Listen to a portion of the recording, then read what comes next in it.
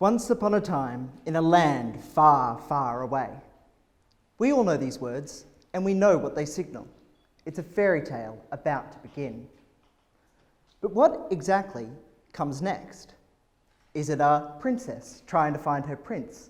Or perhaps a poisoned apple and an evil queen who lives in a dark castle? What about the story of a girl who lives in a tower? We all know that one. But this girl can't get married until her suitor guesses every type of gum tree, every species of eucalyptus on her property. Probably not the fairy tale you were thinking of. How about the story of a boy who fights sharks in the Great Australian Bight and is guided by a wily, talking magpie? No, I'm not making these stories up. They're Australian fairy tales, and they're also what I'm researching. The aims of my research are twofold.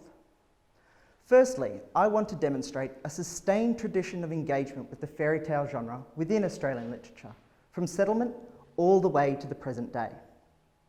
This involves archival work through libraries and databases, and while I'm only in the early stages of my research, I've already found a vast body of texts which engage with fairy tale tropes, themes and plots, yet set their tales within Australian landscapes.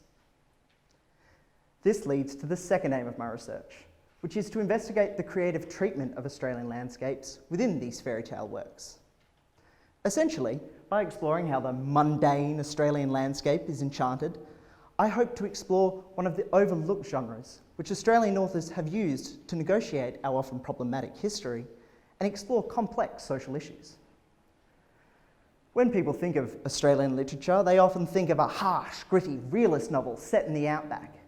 But the fairy tale genre has been used since the 19th century to explore ideas and themes in a much more accessible way, especially for children. For instance, recent writing by local Perth author Sean Tan has sought to infuse suburbia, the place where most people now live, with magic. In doing so, Tan has been able to explore issues of immigration and culture, storytelling and tradition. Other recent fairy tale works, such as Alexis Wright's Swan Book, have sought to deal with the problematic relationship between Indigenous and non-Indigenous people.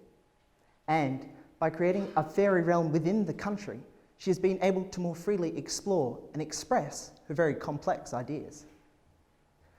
My hope is that this research will shed light on texts which have been forgotten from our past or overlooked in the present, and demonstrate the importance of the Australian fairy tale genre.